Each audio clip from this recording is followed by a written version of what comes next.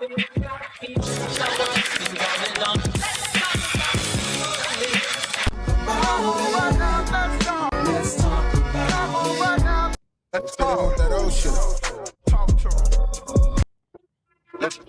talk about a podcast. Get lit with me. Yeah. If you tired of niggas fronting, let's talk about it. If you tired of bitches going with niggas, let's talk about it, man. It's a podcast. We talk about everything, man. It's the boy Budda. Showtime in the building. Showtime. Man, we're going to kick it off right here. Let's get right into it. They said we can no longer get mad about anybody else's actions. If your mother ain't mothering, father ain't fathering, partner ain't partnering, friends ain't moving like friends, we got to let it go. We are only in control of our own life. Heal and proceed with the life that you want. Woo. What you think about that? That's how I live, nigga. For real, you just like all that other shit is out of your control. Right. You only control what you could do. And just do you. Nah, I feel the same way, man. It's like I used to, like when I was in the beginning of my journey with music and all that, you know, back then everybody like, yo, my friends ain't supporting, I ain't gonna front. I was one of those, but then I realized like, you can't really worry about what's out of your control. You know what I mean? Just do what you got to do and let everything flow how it's supposed to flow, go how it's supposed to go. So now I move like that. And honestly, it's a much better feeling. It's a much better vibe. I just do what I got to do. And I don't worry about, you know what I mean, nothing. I don't have no expectations for nobody. You know what I mean? If you do good by me, salute. If you don't, you know what I mean, I understand. So just living my own life and doing what I want to do. Word. That's how you feeling though? You know, it's Friday, man. It's Friday. Freaky Friday. I'm happy. You know what I mean? I'm always happy on a Friday. Every Friday I try to make sure I do something, you know, that involves self-care. You know what I mean? So doing a podcast, you know what I mean? Going to get something to eat good. You know what I mean? Taking my daughter or my son somewhere. Whatever, wifey, you know what I mean? Whatever I got to do, you know what I mean? Just to add value to my weekend. I like to start on a Friday, though. Something special about a Friday. What about you? How you feeling? I'm feeling good, man. You know, Christmas right around the corner. Word. So I'm just trying to get shit in order, man. New Year's coming, so you know. Speaking of that, like, is Christmas about the money, the gifts, the family? As we get older, you know, what family, is it about? Man, about the family coming together. Because people only see family 2 times out the year, sometimes 3. Like everybody get together like probably 3 times out the year. So That's true. It's about family. Chilling with the family. Yeah. If you got it, show love. If you don't, you feel me? Just come around. You know? You into all the gifts and all that? Yeah. For the kids, really. But, you know, just show your love, man. Just show people that you cherish them and stuff. Because, like, obviously, like, you should show love every day. But right. People don't do that. So, one day won't hurt you just to do something nice for somebody. Right. That you fuck with. Damn, you sound sad, man. That's how I look at it, though. Nah, I never. That's what's up, though. That's what's up, man. New Year's on the way.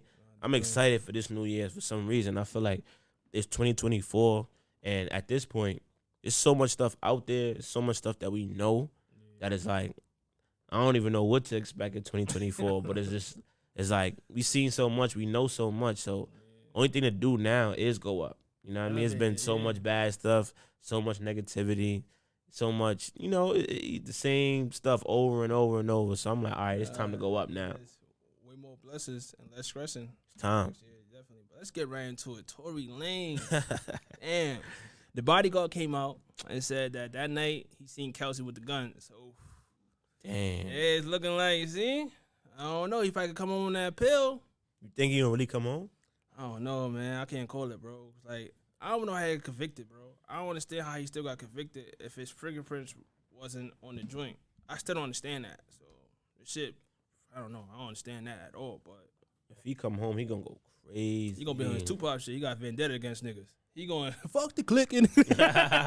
He coming out on that type of time. He got a vendetta against niggas because niggas counted him out and niggas turned their back on him. I could see that. I was just thinking about that the other day. Like, I really be wondering, like, what it be like for celebrities, like, in there. You know what I mean? Like, I ain't gonna front. I've been watching Suge Knight got a podcast. You know what I mean? Collect Call, and I've been like listening to that, and I'm like, damn, they giving you real insight of like, you know what I mean? This is Suge Knight, in a, you know, in the cell, around, you know, all of that. So it's like I just always be thinking like, yo, what is it like for celebrities that be in there? Like, I know sometimes they come out and they don't really talk too much in some depth. Some niggas is a plate. And some niggas probably got set it in. Them niggas, you around, come on, bro. So what do you think Tory Lanez experience like in there? Probably pay a nigga to hold him down. That nigga small, too. So, like, no shit against small niggas, but I'm just trying to say, for me, like, he, you know? You gotta say that, because I I ain't gonna front. Short niggas be ready to clap something. Yeah. They not fucking around. But I'm just saying, like, yeah, he probably going through it, though, because niggas trying to say he shot Shorty, for me. And some people say he didn't, but some people believe he did, so I don't know. I think, I don't know. I feel he crazy. I don't know. When it comes down to the law and all that, I put my hands like this, man. I don't know, man. I don't wish jail on nobody, man. With me, I just feel like it's just bad timing. Like, he got his deal. He was on the up and up, and then he just do that. I don't get that. But I don't know. Like, some niggas do be crashing out, but you gonna crash out like that? That's too crazy. Especially, I'm trying to say. I never understand that. Like, when you have all that success, you know, playing with guns or just. I understand the smack life, though. Like, people be getting too lit. And, you know what I mean? I think we all been there where, you know, you got too lit and woke up like, damn, why did I do that? So, I mean, it happens to the best of us. Yeah, it definitely do. But it's hopefully, man, he get out and get back to his family if he's innocent. And, you know, so hopefully that shit plays out. Let's get into Diddy's son throwing up gang. He dropping gang signs and then, oh, my gosh, bro. To me, I feel like boy. He copped out so fast that I feel like if he did, maybe he made a mistake. Maybe he trying to do a marketing scheme or something, but I don't think he was really trying to be on, like, op time. Like, but you can't be, bro. You can't be dropping the rakes. You can't be doing shit like that because that's really a gang out there and you doing all that. And for me, so when he go on tour, when he outside, they going to be on him. But like, what does that mean if he already went publicly saying, I'm not a gang member. I'm not against nobody. So why would you do that?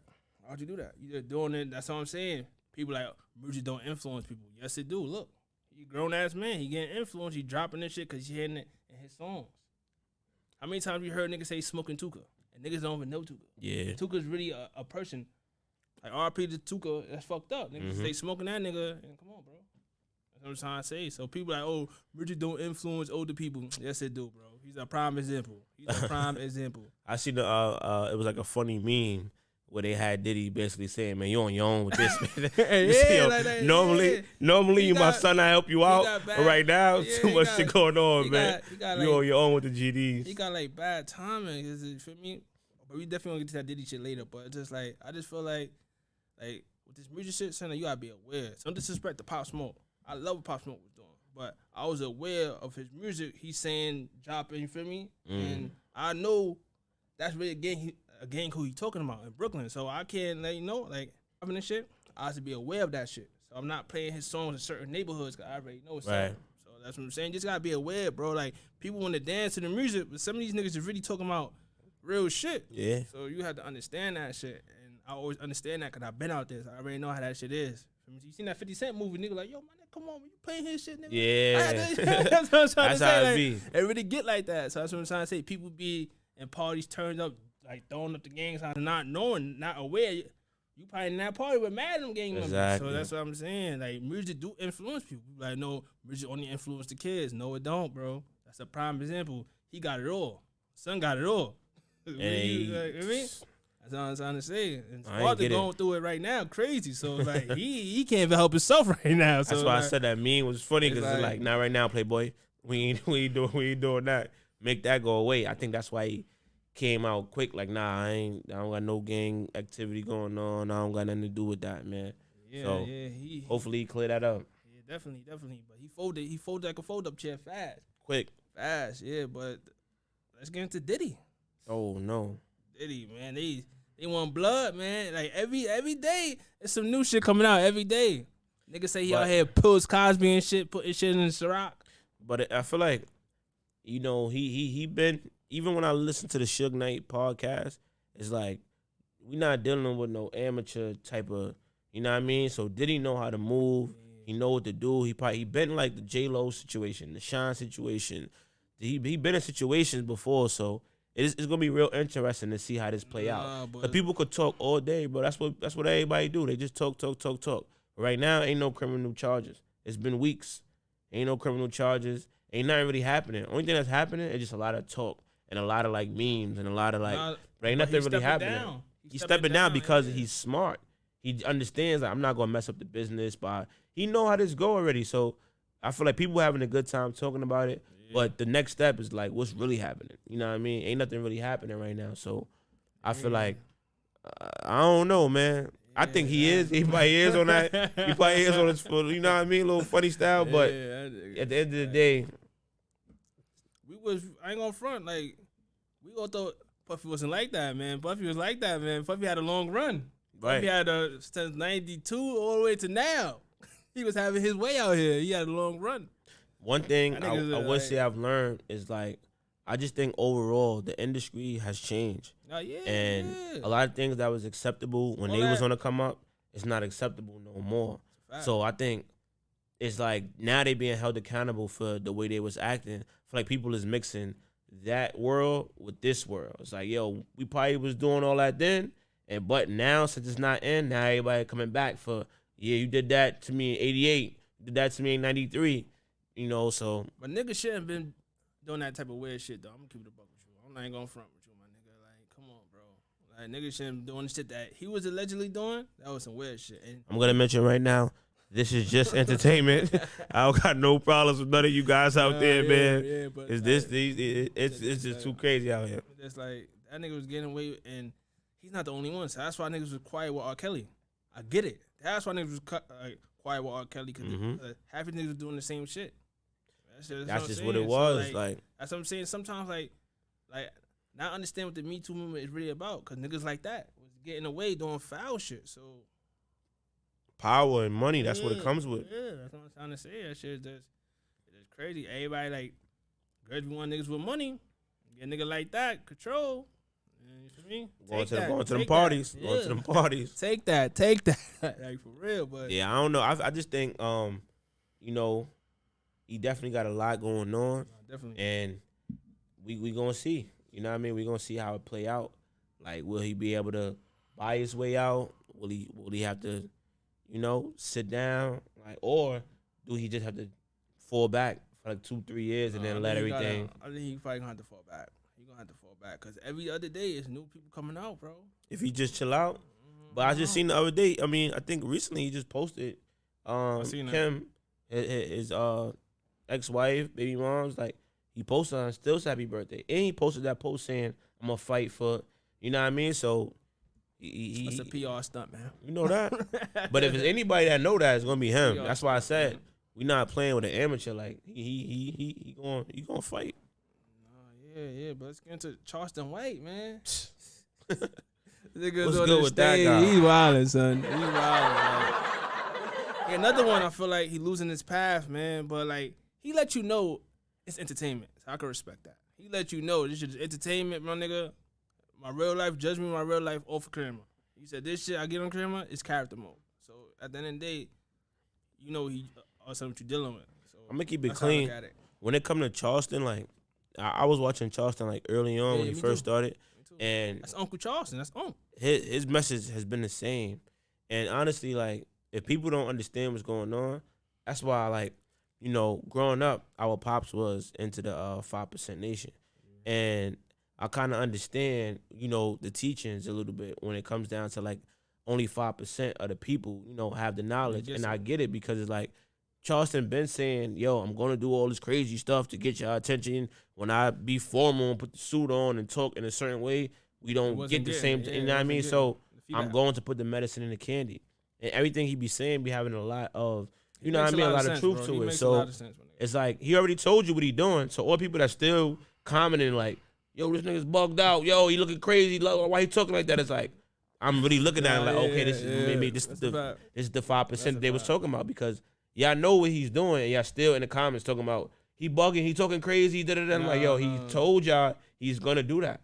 Just listen to the message and take what you can from it. I love Charleston's message, but I just feel like you can't be riding the fence with these young boys, because they'll take your life out here. So that's what I'm saying. Like throwing a foul pot on Sunhead, like that. Come on, bro. Like he could have took your life.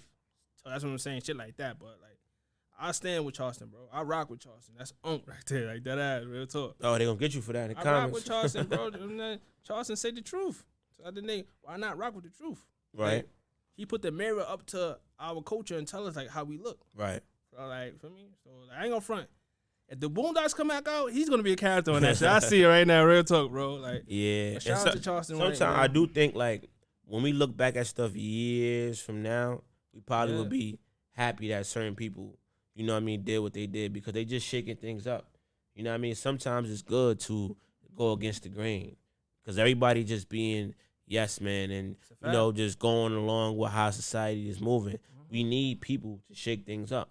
I think that's what Malcolm X and Martin Luther King and a lot of the greats, Frederick Douglass. I could go on and on about people that shook things up. Rosa Parks, like that's a part of the culture. It just looks different now. You know what I mean? Like with the forms of technology and how people doing it, but there's no more leaders. So everybody trying their best to get their message across. We doing it right now. We getting our message across in the way that we can. So he got the light on him. And at least he not, you know, he going crazy with the funny stuff, but he putting a lot of gems into what he's saying. You know what I mean? So I respect the gems. He putting the work off camera because he's a youth development person in the community. So he's putting in the work. So he really say who he is. Like, so at the end of the day, it is what it is. Is there anybody out there who do that type of work that we know that's popular without doing all the extra shenanigans? Do you know anybody? Yeah, you. Me? Example. I appreciate that. Example, oh, matter of fact, salute to my guys, Earn Your Leisure. Yeah, Earn Your Leisure. They be doing their thing too, you know what I mean? So it is some people out there. It's all on what you want. I feel like the world right now to me is amazing because there's a little bit of everything here. Like anything you want, it depends on who you are. It's here for you. That's a fact. You could take the funny messages with a little bit of knowledge behind it. You could take the straight, like, corporate, you know what I mean, Bible messages, however you want it, is there for you. It's a lot of information out here. You can go on YouTube and find your leader. It's someone out here for everybody. So this is not the era where we got to be lost. Like, there's so much information. Like, they just offered me on Audible $7 a month just and you could buy any amount of books that you want. You get like 3 credits where you could buy like damn near 3 books a month. And that shit, you could play it in the car.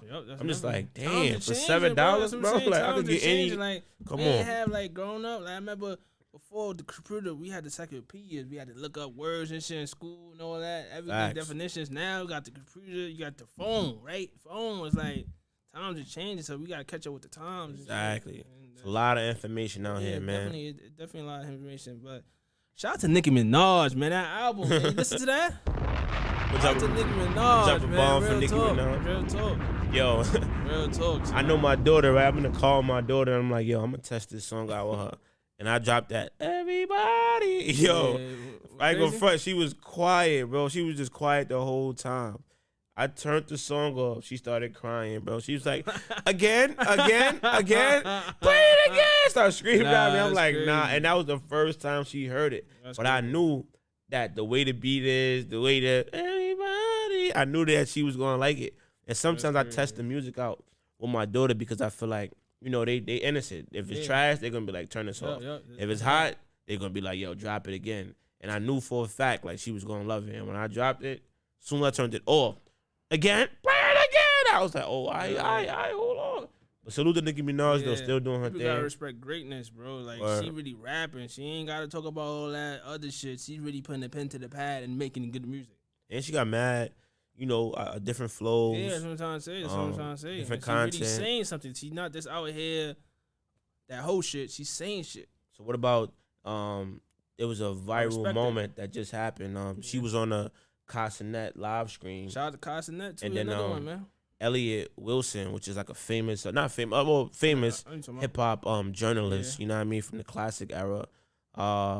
He basically was like, this is the new form of hip hop journalist, and the picture was like a still picture of Nicki Minaj like twerking, and Nicki Minaj went live back saying like, you know what I mean, calling him, take Jay-Z, not touch your mouth, all that. Like, she was getting crazy on him, basically like, yo, y'all was coming at me for not embracing new woman in hip hop, but now you doing the same thing. You know what I mean? This is a new hip hop, you know, journalist doing it his own way, and now you hating. But y'all came at me for not embracing it. I'm like, she got a good point there. Is Elliot Wilson hating on Castanet and his form of, journalism? I don't like all he knows is hating. It sounds like hate, but I don't know. I'm just saying, like, I feel like times is changing, bro. So the form of interviewing a journalist is changing now. So that's how, like, Kai starting a whole new wave. Mm-hmm. He paving a whole new way for the journalist shit. And as long as it's positive, bro, I'm for it. Cause where we come from, come on, bro. So why knock it for? I don't understand. Like, I understand. You gotta salute people that's like, coming up and doing their thing, paving their own lane and doing their own shit. So now Kai just put the lane out for mad people that be content creators doing that. Come on, bro. So why? Come on. I like the video because like they showed like what happened after Nicki Minaj left. Yeah, like when she left and everybody was bugging out, dancing. Like that was fanned out. The whole thing was dope. I felt the live stream. Yeah, I like that though. I like that. Embrace the young dudes, man. That's what we don't see. A lot of dudes don't embrace the young dude. Just want to use them. And she probably with them probably the business relationship. Yeah, it was I understand that. They both got. They both was able to benefit. Yeah. He got a big time. But she came to him. She could have came to anybody else. So at the end of the day, it helps. One hand watch the other. She seen that video. One hand watch the other, bro. They went crazy downtown. Yeah. Everybody seen that video. He was on after that. Definitely. He got the platform. Definitely. And what you think is like one of the qualities that make everybody like rock with him? Because he beats himself, bro. He is self. A lot of people trying to be something they not. He is self. He laugh. He like joking. He got good energy. Mm-hmm. So that's why people cling to him. And he's positive. Like even the 7 days in joint, he was dropping gems in it. He was telling people like, "Yo, don't come here. This shit is whack." He had a whole speech at the end, but people just took what they took out. Oh, he promoting jail. But what's the difference between 60 days in? What's the difference between it's like, come on, bro. It's just like a new form. Him doing it his way. Right. So I don't understand that. I can understand he just doing mad nigga shit. You gotta understand it's entertainment, bro. And where we come from, we think that's the only shit that people gonna relate is shit like that. And it's not, but he did what he did, and he was saying gems in it. He was telling, don't come here, shit whack. And he did a whole speech telling people, like, yo, this is entertainment, this shit is corny. Like, 1 second of your life, this shit could really be a reality. He was telling people, like, don't come here, bro. Don't come here and think. He was telling that. So I'm like, people just want to pick. They want to pick. But, like, how can you be mad at Cobb but not mad at these niggas 50 years old promoting the same shit? Right. Come on, bro. Make it make sense. And that's how I feel, too, man. I think, like, one, embracing the new culture is always dope. You know what I mean? Everybody doing their thing. You know what I mean? Trying to make $1 out of 15 cents. And that's you got to respect it. But on the flip side, devil's advocate, I do understand what Elliot was coming from, because I know he was like a part of doing like legendary hip hop magazines, and even some of his interviews I watch, and they get into the classic stuff like what was it like being in the studio with X, Y, and Z. You know what I mean? How did you come up with the concept of the song? And as a hip hop fan myself, I do like hearing those kind of things too when somebody drop a new album. Like, yo, how did that collaboration happen? What kind of beats do you normally, get that inspiration from and get moved by? So, I understand both sides of it. That's why I think creating a balance is dope too. Like somebody who understands the past and the history, somebody who understands what's going on now, cooking that up in the pot and like, cultivating something great. But how I look at it, that's Elliot Wilson lane. That's his lane. So when you want to interview like that, you go to him. That's what I'm trying to say. Bro, come on, you got Math Hoffa shit going because it's barbershop talk. People really want to be free and speak their mind. You got Math. Who else you got? You got the Joe Button joint. You got the Cameron. Man, come on, Gilly. Mad Drink Champs. You got mad different shit. So now, come on, bro. As far as let's talk about it, what makes you and what we doing over here different? I was different because, like, I'm trying to have a venting space for guys to come without being judged. And this vent, that's come like what's been on your mind lately? Mm-hmm. What's up with you? Go for your chest. Because a lot of guys come from don't know how to communicate. Right. And I was once like that too. I ain't know how to communicate. Like, how to communicate was violence. So now I got older and learned how to talk. So that's what I'm saying. The podcast to me is therapy. It helps me a lot to get my point across and just come here and just talk, bro. Now, growing up in the legendary East New York. East New York! Gotta drop a bone for East New York, man. From a young boy to now, like, what's some of the things that, you know, that you learned just growing up in East New York? Just learn, man, be a leader, not a follower, bro. And I've always been a leader. I was never a follower, bro. Me and you, bro, one thing I learned, when you know where you come from, you gonna know where you going. So I know where we come from. My pops died. Leak pops died, young age. Like, niggas going in and out of jail, seeing people, come on, bro. There's violence repeating itself every day around me. So, like, I wanted different, but I just didn't know how to challenge my energy. And I got older, I started fucking with ball, going to the gym. I started learning myself more. And that's when now, look, yeah, now you got your head on I don't remember that person I used to be, nigga. Real talk, like, nigga, I was looking at her, I was like that? and bro, like, sometimes, right, I be thinking, right, like, I don't know how to take this. Like, people from my past be like, yo, bro, I ain't gonna front, son. The new you, I thought you'd be dead in jail back in the day. I be like, damn, nigga, that's what you thinking about me? Like, I'll be bugged out, like, damn, bro, that's what you think? I'm like, shit, but it's just crazy because I was just on some wild shit. I was fearless. I didn't care, but that's where you growing up out there, and the shit comes with that, man. That's how it be. Now, for the tourist people that watch the show, outside of the hood and all that, what's some legendary aspects of East New York? Like, you know what I mean? I'm right in the heart of it. Gersh Park, man. That's the summertime, the park. You got Lindenwood right there. The movie theater about to be going now. The movie theater. They shutting that down? They shutting the movie theater down. Then you got Gateway Mall. I'm right there. I'm in the middle of everything. Gateway Mall. Then you got Canarsie up the block. You get off the FDR. They got a big, a big dispensary. Like, is that dispensary popping or what's like? As soon as you get off the Jackie Rob, dispensaries is everywhere, man. You got the Akis out here cutting niggas throat, man. This shit is you gotta get into that. Hold on, I gotta clear the air on this. This shit is all crazy. Son. What is going on with the dispensary / smoke shops on every corner in New York City, man? What is happening? Don't even have a license. They running up in niggas shit, taking niggas shit. I just some can't. Niggas don't have a license. I'm like, yo, I thought that nigga, you should take smoke shop. You don't got a license? Like, what the fuck? Like, I just can't understand the business model behind that. Like, how can it be one on every other corner? Like, how y'all gonna make money? How they got a Chinese restaurant on every other corner? How they got a liquor store every other block, corner store every other block. That's a good point. Make money, I'm just shocked. Like, every time I look around, whether I'm in the Bronx or Brooklyn or Harlem, I looked around, nigga. That's why all the hustler niggas got a job. All niggas I'm selling bud, you got a job now, nigga. Everybody, and bro, salute, my nigga. You time to change this shit up. That's why they putting fentanyl on the pack, cause like you gotta make that joint hit harder than the next man. Yeah, and they say, I got something for you over here. You gotta do something, though. You definitely gotta do something, though. But yeah, that shit just crazy, man. And I ain't gonna front. Now I'm gonna go to the teacher aspect. I was walking with my students, you know what I mean, after school, just walking up to the Chinese store, chopping it up with them, and we passed the smoke shop. And it's like, that happens all the time with the bros and all that. It's regular. But when you were kids, it's just something like funny. Like, it's funny interaction because we woke up past the smoke shop and I could see them all looking at it and they all playing around. And somebody took a little piece of paper and was acting like they were smoking a piece of, I'm like, oh, man. So it just made me think, like, damn, as a 12-year-old, 13-year-old, like, what's going through their minds walking past these smoke shops on every single corner?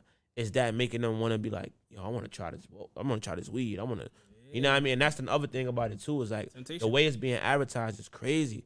Like, I seen one joint where they took the Toys R Us, like the font, and made their smoke shop name out of the Toys R Us font. I'm just like, who are they advertising to? They don't care about weed no more, because they can make money off the shit. They taxing shit now. So the shit, remember before niggas was getting locked up for bud. Now the government learned they could tax from it. Now this shit's accessible. Just like, and how you said, kids is gonna be a little more tempting because this shit is too accessible now. It's everywhere. And it's promoted in the music, of course. Of course. And you got the smoke shops right there. That's what I'm saying. It's like, dang, it's real. Damn, this shit is real. But let's go into, because earlier we talking about Suge Knight, the podcast. So yeah, so what's your take on his podcast? I actually think it's dope. And when I ain't gonna front, I listen to it's like 6 episodes. I ain't gonna front, I listen to all 6 of them joints. And he got a positive spin on it too. Like, a lot of things he be saying is like, I want people to learn from me.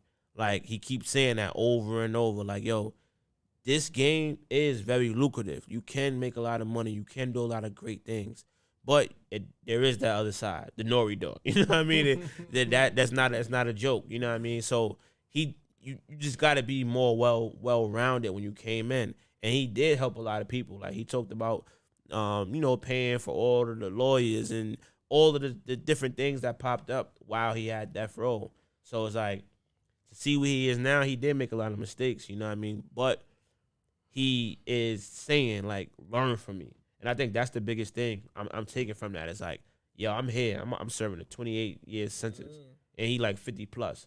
So that's like coming home. Hope he even make it you know what I mean? So yeah. I just like the fact that he's talking about it. He's talking about the mistakes. He's talking about how Pac's mother ran into the studio and took all his masters with her own arm. People with her, like, he getting into a lot of those classic stories. I ain't gonna front. Yeah, like, my take on this shit, man, what Suge was doing. Suge was good, but Suge did a lot of bad. Like, Suge was for his people. Suge was really trying to get the people money. I get that, but like the Pac situation. Tupac, bro, I did my homework. He wasn't even really signed to Death Row. If you really look at it, Death Row is distributed by Interscope. Mm-hmm. Who Tupac signed to first? Interscope. Jimmy Iovine. So all he did was let Suge Knight manage Tupac, like, yo, cause Pop was a wild nigga. So like Jimmy seen the picture, he like, yo, Suge got the influence, so Suge could like manage him for me, and it's like have control over him. And the whole time I thought about it, I'm like, yo, he was still under Interscope, cause Death Row is under Interscope. You gotta go listen to that. He said he called the episode crazy. Jimmy Iovine. Yeah, and bro, like, and bro, even with that, like, he was gifting them a lot of gifts. So what they do, and bro, all them do it. Birdman, all them do it. How they get you, they gift you shit. And you thinking it's a gift. When it's time for you to recoup, they bringing all that shit back on. Like, yo, studio time. You remember when you went bought a house for your mother? This car, right? It's $5,000 I gave you. All that shit recouped. So nothing is free. That's what they say. It's like. It's a trend that I noticed, like, from all of the celebrities that I, listen to their stories, read their book or interviews. They always say the business game, as far as the music industry, is just as dirty as the street game and all that. Like, so even those white dudes in suits that's running the labels, they still have that same mentality like dudes in the streets. Like, they cutthroat. They will put themselves in a greater position than you, even though you're the one that's making the art and doing all that. So it's just like, I think we in a dope position now, like, growing up. Now it's so many people like, look, we could. It's a matter of time before R. Kelly write a book or do something. You know what I mean? Because he's gonna. He can't write no book. He can't write no book though. No, I feel like eventually I know he watching what Suge Knight doing, and he probably be inspired. Like, oh, he got a podcast going from the. It's like people are. I do not doubt that people are on R. Kelly heels right now. He ain't gotta write no book. Somebody's gonna tell him, yo, I'll take care of you for the next 10 years if you let me write this book, but I'm going to call you every Friday. Give me the stories. Like, give me the source. He probably just weighing his options right now, but that's going to come out soon. Nah, yeah, but it's just like back to the Suge shit, what I was saying, I feel like Suge, it's good to finally hear his side of the story. Yeah. Because we never heard his side. We always heard, and Suge was for his people, though, but, like, another spin, I never knew how the East Coast and West Coast beef really started was behind Suge and P. Diddy. I never even knew that. Pac and Big just was fucking pieces on the chessboard. They just was pawns. I really never knew that. You knew that? Nope. I just remember Tax Stone said some funny shit on Twitter. Was like, what if Diddy is really Suge and Suge is really Diddy? And I was reading the thread and mad people was saying like, bro. I think that because Suge was more big and he was more, you know what I mean? Suge was having his way with him, but I ain't gonna front. Diddy wasn't no slouch. Diddy, man, allegedly heard one of his Suge man, so that's what really started this shit. Yeah, so that's why they didn't really like each other just off of that. And Pop came home, Pop ain't like so like Tupac was Suge. Even one thing he said Suge too. said that too. Like Suge said something that I thought was like just very black and white and logical. It was like, you know what I mean? Pac really had no business putting hands on that man. Oh yeah, he did. Especially as the you like, it's like the same thing that we see all the time. It's like, yo, you're the you the bag, you know what I mean? You the investment. You're not supposed to be the one front line for stuff like that. That's Suge for it. You don't think that's Suge for a little bit? I think that's Suge for it because Suge brought that atmosphere around Tupac. I mean, he has to be accountable for himself too. No. Hell it's like he bailed them out, and then I would take the word "for" out of it and just say they both was grown men and they was down. Suge was down to take whatever. He said it in the joint. Like, once I got with him, whatever enemies he had was my enemies, or whatever friends he had was my friends. And that's how it was. And Pop was 24 years old. That's what I'm saying. Like, 24. I was 24. I was wild. That's what I'm saying. So, like, that's But that brings me to a good topic, too. Like you say, this podcast is a space for men to talk. And I'm realizing, like, we have to cut that off as far as, like, how long can you just be wilding? Like, I be telling kids 13, like, yo, this is over. Like, that whole just bug out stage, dudes be saying 29. Like, yo, bro, I ain't even hit 30 yet, bro. I'm still bugging out right now. And I'm like, yo, we have to cut that off. You know what I mean? Because, like, at what age can you hold yourself accountable now? Because I don't think 24. I know 24 is still young. But the young shit is all in the air. One of my older men is 40, bro, and he say I'm still young. So it's like we don't know what that young word is subjective. Like why I say it's Suge for, like not Suge for, but like he put an atmosphere around him. Cause I'm supposed to be an artist, and your man came to him. Your man didn't come to you. He came to him. So that's what I'm trying to say. And Pop is a Gemini. I'm a Gemini, and Pop felt loyal because Suge came to get him. So he feel like he in debt with this nigga right now because he came to get him. So that's why he came home and worked his ass off like that to pay these niggas back. But I know you just learn from shit, man. This shit, yeah. But that's real. Like talking about the podcast, I feel like Tax Stone. He should do one from jail because he locked up right now too. That would be a dope one too. And that's that whole break beat media. I think that's the dude that I think was responsible for the Source Magazine. You know what I mean? Him and Benzino. That's dope, man. I think that's gonna open up a whole new lane. I look forward to that shit every week, bro. That Suge shit, the collect calls for sure. I want to see who. It's gonna be dope if somebody from the industry, you know what I mean, pick up the phone and chop it out with him. Like no. I heard that he had some call with Angela Yee, but Mano fucked it up. Mano was talking crazy to him, and niggas ain't put it out. Yeah. And I ain't gonna front. Suge was bullying these niggas, man. Bro, Suge was type big. Pause. He Aggie, tall. Niggas don't want no problem with that nigga, man. He come with all them Pyru niggas. Normally I'll slap a nigga, but in this day and age, you just gotta get a lawyer. He come with all these Pyru dudes. But times change. Like even all of the stories about people owing you stuff and they running up in the studios and beating people up and you know what I mean. Suge fucked it up. Can't do nothing now. Suge fucked it up for niggas. Ever since Suge, I guarantee you, son, they had a meeting like we would never have a nigga like that ever again. We gonna indict that nigga before you even get in the door, and that's how I've been looking. Once the real nigga try to come in the door, get his feet wet, indictment. I guess these niggas had a meeting like after Suge, it would never be no more, cause he was a loose cannon and he was giving. And a lot of people learned from him too. Yeah. Like I heard, that was like Style Speed talking about how they went in there and was like throwing chairs and all that stuff. Like I think it became a thing after that. Like, yo, we try to get out this deal. Yo, we upstairs. Turn up. Yeah, but let's get into 50 Cent book, man. Ooh. Hustle harder, hustle smarter. Hustle harder, hustle smarter, man. I ain't gonna lie, man. That was a good read. That was a great read, bro. That's like I read that shit like last year. That was a great read, bro. Yeah, you know, I learned a lot about 50 Cent and his journey. You know what I mean? Like I don't even know where to start as far as like all the stuff that I learned from the book, but overall, it's like even me, my hustler mentality advanced after reading that book. Yeah, that's a fact. Because it's like certain things, like one of the chapters is called Knowing Your Value. You know what I mean? A lot of us, you know, we put so much work in, we do so much on a daily basis, and you don't understand, you know what I mean, your value. And we all got to know our value, evolve or die.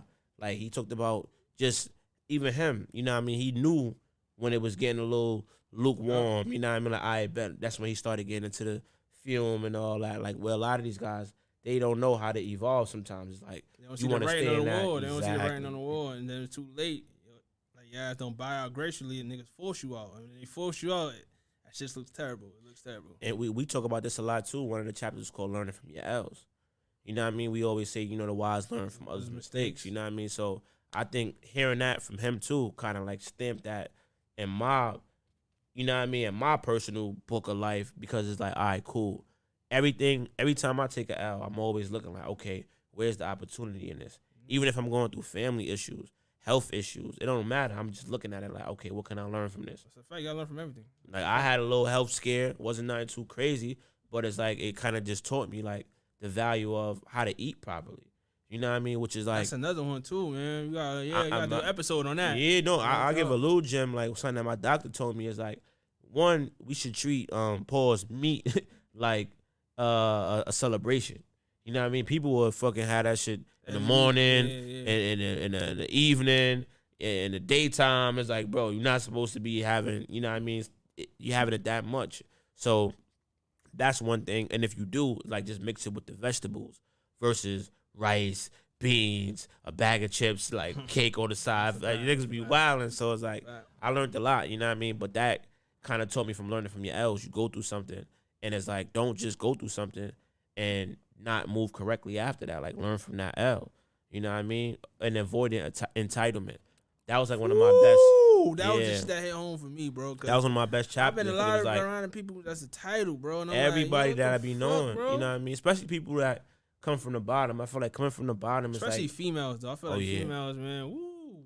Entitlement. And that's, I ain't gonna front. I was thinking the other day, like, yo, I've been consistent, you know, as far as in my career, outside of my entrepreneur career, like, with, you know, working in the schools and all that. Yeah. But I think I'll get this gem to the people.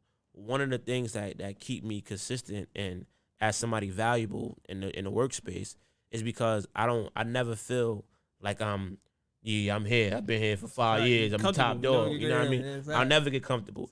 Even, I ain't gonna front. When I had my college dorm room, I wasn't even hyped to put up pictures on the wall because I just always thought, this shit might be over, man. You know what I mean? But you don't think that trauma coming from the hood? It could be trauma coming from the hood, but it also is like, it's a good, I'm using it in a positive way because I don't want to feel comfortable because it's like, nah, you anything could go. You know what I mean? Anything could go. So in return, it makes me treat people around me in a high regard. I treat people better because it's like, I'm not going to look like, oh, like you're my brother, but I know something can happen tomorrow and I'm gonna be heated that I ain't spend time. And so you call, you say, yo, I'm trying to do that. I'm gonna do it because it's like, I understand. You know what I mean? Right. Maybe we can make it to 80, but just in case we can't, today is a special day. You know what I mean? Same thing on my job. Like, I'm never coming in that joint looking at the kids like, oh, man, it's Friday, man. Get out my face, look. Nah, I'm going to find some energy. I don't care if I got to go in the bathroom, do some affirmations in the mirror. Like, you got this. You got this. Today is a good day because I'm going to give my best because I understand just making a salary, that's a blessing. You know what I mean? Everything is a blessing if you look at it that way. And if you act on that, I think you get more blessings because it's kind of like the universe work with you when, you know what I mean, you appreciate the small things. So I appreciate that chapter. I mean, entitlement, people got to get rid of that, man. Entitlement, yeah, but like with 50, like I like 50. 50 like in my top 5. I fuck with 50. But like, I feel like that book was like he left open a vulnerable spot. Because he telling you, like, all this shit he doing is for, you know, like a strategy behind the whole shit. So, like, sometimes you know, like, oh, man, this nigga doing one of his episodes. That's what I'm trying to say. But I fuck with the book, though. And, like, bro, I like how he was disciplined with his crew. He didn't tolerate that shit. And that's what I was saying. So that's what I learned. Like, nah, one thing you got to be disciplined. But I got to start with the leader. You got to start with you. You can't say one thing and don't do it. You got to do it and have other niggas following you. And the thing is, people, you know, I went through that a lot, too. It's like when you stand on something, you create enemies. Because, like, you know what I mean? I shout out to my Uncle Steve, man. He put me on to the cars at a young age. So I was like 15, and I used to be like, yo, he always had fly cars. So I used to be like, yo, Steve, let me get the keys, man. He like, you know what? I'm going to let you rock. But if you bring any niggas in my car, you will never get a key from me ever again. Now, if you bring a young lady, you can spin her over here and just let me see that you actually got a young lady in the car and you can rock out. You know what I mean? But that taught me. It was like, basically, like, you got to move a certain way. You know what I mean? Like, you can't just do what you want. And it's even better, like, he was setting me up to just show, like, having a bunch of dudes in the whip, it's only going to lead. First of all, you young. You know what I mean? So the first thing a dude do when he get a car as a young age, get all his mans, You get pulled over. You don't know who got what. So it was really a learning moment. You got a girl in the car with you, most likely, even if it's 3 girls, the cops probably let you do your thing, you know what I mean? Because it just don't look as you don't look like a threat. So I learned that from you though too. When I first got my first whip, niggas ain't know. Like I was regular. I was pull up to the block, park, then pull up. Like you feel me? I'm not pulling up, hopping out. Nah, bro. I learned that from you too. They real talk. Like, like learn how to move. Yeah, but I got a question for you. What separates you from the other teachers now? That's teaching. What's different?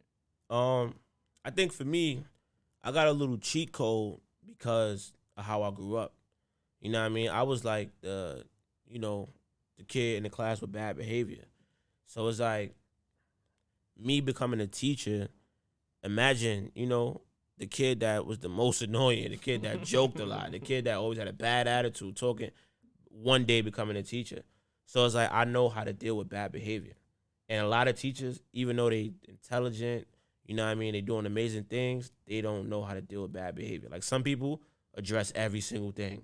Some people argue back. Some people quick to kick them out. You know what I mean? And I know all of those. I know how I feel to get expelled. I know how I feel to chill with the dean all day. I know how I feel to be in the principal office. I know how I feel to get kicked out. All of that. So just like I used what I learned as the kid on the other side to be an effective teacher. So now I might, talk to you versus kick you out. Or I might ignore certain things like, yo, I just heard you say something crazy underneath your breath. All right, everybody turn to page 3, get started on number 2. Yo, I heard what you said, bro. What you going? How you feel about me, man? And just right there, like, nah, I mean, I was just mad. But somebody else could be like, you just cursed. Step outside, calling your parents, and it's like, me, I take a whole different approach. And that one approach, I had a kid like, and he'll tell you the truth, like, yo, I was just embarrassed in the moment, man. You called on me, and I had to answer, man. So I said, F you. And it's like, but I gave him that chance to just kind of see that you made a mistake. We can move, you know what I mean? So that's one thing that separates me from the most is having that background. I think a lot of other teachers, they come from, having a stellar background coming up. You know what I mean? They was the kids on the honor roll. They was the kids that, was doing great, and that's what made them become a teacher later on. For me, it was a little bit different. Yeah, times are changing, and like how you doing the teacher thing is good. Cause the kids is getting to work, they passing the grades, so it's like, feel me? So what you doing is good. Yeah, I just had like the highest data. You feel me? The highest state test data. It was like a 72% of the kids in my class scored between like 3s and 4s on the state test. So yeah, man, that's good. Coming from you, come on, man. That's how I say. That's how I always commend you, bro. I always commend you, bro. Like you always be positive, keep me on a level head. Like you feel me? And it's the consistency with everything.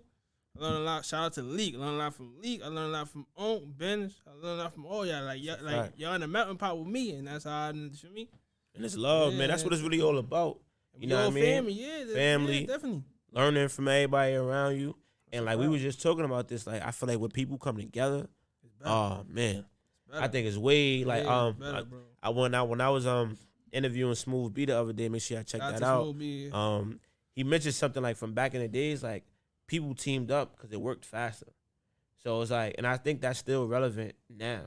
Like if you come together with a crew of people, it's just gonna look even. You know what I mean? Like whoa, like right now, if 10 of us walking down the street, people be looking from their window like, yo, what's going on down there? You know what I mean? Something about people coming together is attractive to the world. But why we don't see that though? Why we don't see that nowadays? Like why we just don't see that? Yeah, I think no more crews. You don't see no more crews. I think right now, if somebody started a hip hop group with 6 people, they're gonna go viral every time they shoot. Because it's like 6 different people, 6 flows, 6 people in the video. So it's like all we really gotta do is just come together. And that's not even just with music, it's just with anything. But keeping people on one accord is dumb hard. Like we had Mags from here from Money and Violence, and after a while, the season couldn't, you know what I mean? They had a lot of people, and look what happened, they got on. But after a while, I think keeping the more people you got on the team is harder to keep together. Okay, but this is the segment of the podcast, Gem of the Day, man. So set it over. What's your Gem of the Day, man?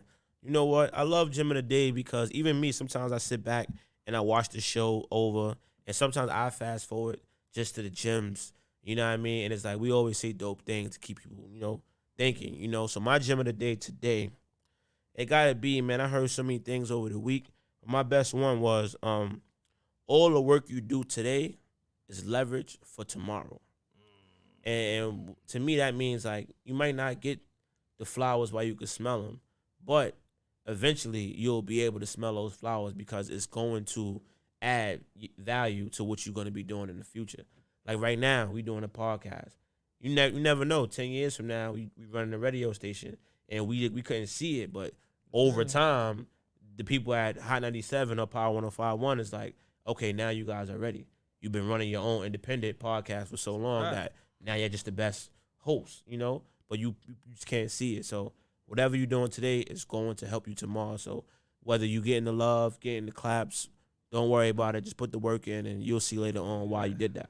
You should. But my gem of the day, man, you just got to know where you come from to know where you going, man. Woo.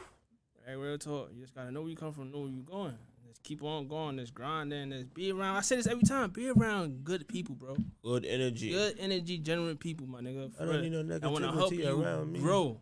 I want to help you grow in this love. Like, they not doing to get something. They just want to see you like, nah, son, I'm the spectator that's watching you. And the nigga, for me, like that, man. That was a good one. Yeah, good one, man. It's a dope one, man.